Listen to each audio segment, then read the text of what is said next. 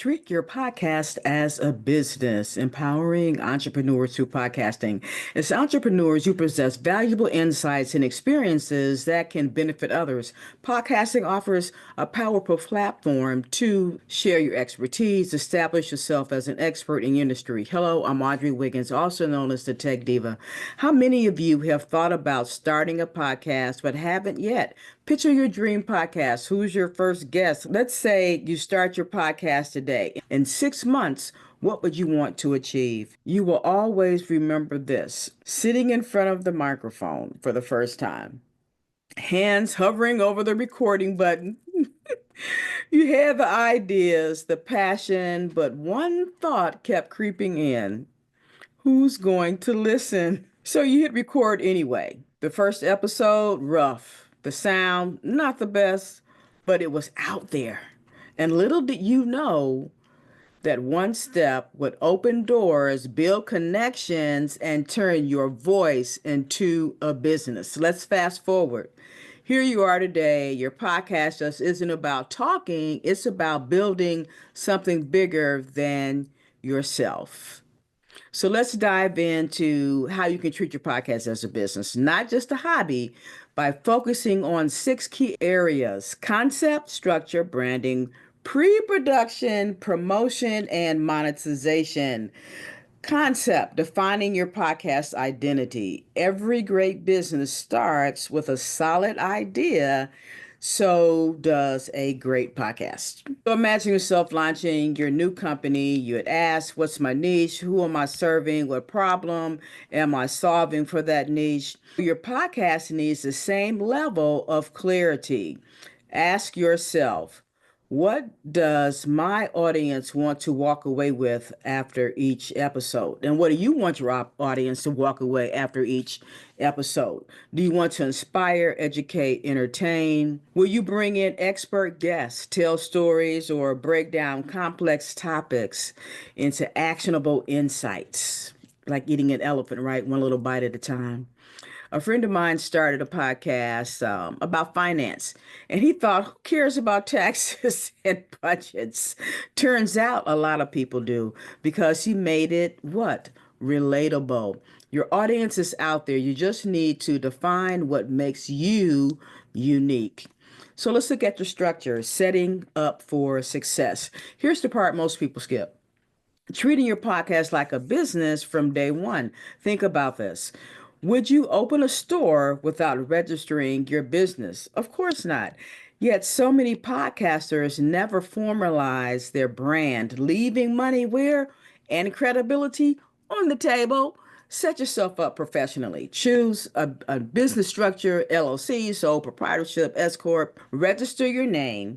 This protects your brand and allows you to open a business bank account, which is going to be essential for sponsorship money. They really like that when that money starts rolling in, and that you're looking like a real entity, so they're not just paying money to an individual. And because that opens up a whole nother can of worms. Is this person an employee or not? And you're 1099 and proving that whole thing with the IRS. So you want to come to them as a business entity, and they can pay you through a 1099, and everyone is protected. Okay, so let's talk protection a little bit more. Your podcast name, logo, taglines, those are all assets. Trademark them. This is your intellectual property, people. It may seem like a small step now, but when you land your first sponsor, you'll be glad you did. Branding, making your podcast stand out. Picture this: you're scrolling through Spotify, Apple Podcasts, or whatever your favorite platform is. What makes you stop and click on a show? The branding. Your podcast needs to be memorable. It needs to have a memorable identity, just like a great business. So there are some elements about in branding. Okay, we're gonna look at 3 of them. One, eye-catching cover art. We kind of delved in that a little bit. So it should be clear, professional, and stand out from the sea of podcasts out there. You need a strong website. Your own platform gives you control, not just, don't just rely on podcast directories. A website allows you to sell products, capture emails, and grow beyond audio. Visual presence. whether it's a podcast studio background, branded social media content, or video snippets. Wow, I love that. That's rich content. Make your brand recognizable. A friend of mine struggled to grow her show. She had great content, but no branding cohesion. Different colors, blurry images, no clear tagline. You know how the saying goes, don't be perfect, just, through excellence, or some people say do it messy, but not this messy, okay? You have to have a little bit in there, but professionalism. So the moment she fixed her visuals and messaging, her audience doubled. Your brand isn't just your logo, it's an experience that you create. Remember that it's an experience. Pre production, the foundation of consistency. Have you ever listened to a podcast where the audio is bad? It was like real bad. You clicked away, didn't you? I know you did because I did too. Sound quality matters. Invest in a good microphone, not just the built in mic into your laptop or your desktop. And these days, I know there's been great improvement on the technologies. So some of it actually really does sound great, but definitely you want to invest in a good microphone. You don't have to break the bank or spend your vacation money on a microphone, but you can get a good quality microphone, believe it or not, just for the price of lunch. And so look it out, look some out there, do your research, and you'll find one. So you're getting started, but again, this is the business, so we're talking about an investment, right? So you want to invest in good technology, the right tools to get the job done. All right. So you make your business successful. You're going to need editing software, right, to clean up background noise and pacing. You might be walking back and forth, or sometimes people tap on the desk. Oh my goodness. But good contact workflow to stay consistent. One tip: batch record your episodes. It prevents last minute stress and it keeps your content flowing smoothly. Yes, it does. I've done that from the beginning. When it comes to guests, don't just wait for big names. Create a wish list of 100 dream guests. Some of them be people you know, some you don't know. You'd be surprised who says yes if you would just ask. Promotion, getting heard in a crowded market. Here's the truth: no one will listen to your podcast if they don't know it exists. Oh my God. Come on, people. But anyway, 3 ways to grow your audience: leverage your network, tell your friends and clients, and business contacts. People who already trust you are more likely to listen to your podcast. Next, you want to collaborate.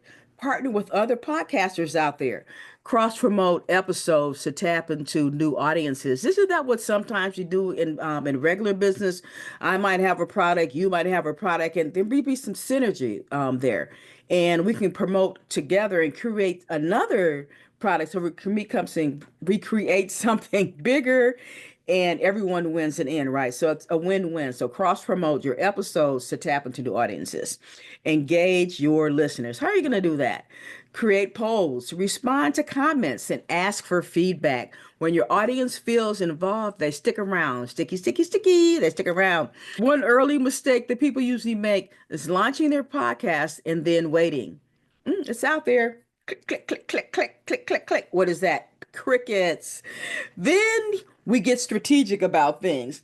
We start creating social media snippets. We network with other hosts and engage with listeners. Growth happens when we take what? Action. Take action. Monetization, turning your podcast into profit. Now let's talk money, right? So this is the business. We're in business to make money, okay? Even nonprofits, they have to make money to support research or whatever their product or whatever their service is to the community or individuals. Okay, so if you're putting in the work, your podcast should pay you back. Some different ways to monetize: sponsorships and brand deals. Companies pay to reach your audience. Affiliate marketing, recommend products that you believe in and earn a commission. Merchandise, the merch, right? T-shirts, oh my God, mugs, digital products. Your audience will want a piece of your brand because they're following you. They identify with you, and the merchandise does that. And so you offer. So then the next thing you can do is offer premium content. So perhaps your episode was actually 25 minutes, and maybe you put 10 out there to the general public. So those that premium content would be the full 20 minutes, 25 minutes. So you offer that as exclusive episodes or behind the scenes content for subscribers. And guess what?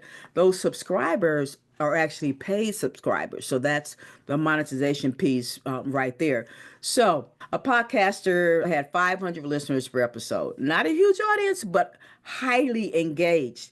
A sponsor offered $500 per episode. So you figure that's a dollar per viewer or whatever. And to reach those listeners. So if your podcast is weekly, then that's $2,000 a month, basically, right? So doing for what that person already loved and created a business for. So what? Your podcast is a platform, but platforms have value. Businesses have value. Let's wrap this all up. Your podcast, your business, your legacy. Let's go back to where we started. Hitting record for the first time. Your podcast, what? It has power. It has power to position you as an authority, attract opportunities you never imagined, build community of loyal listeners, generate revenue in multiple ways, but only if you treat it like a business. So are you ready?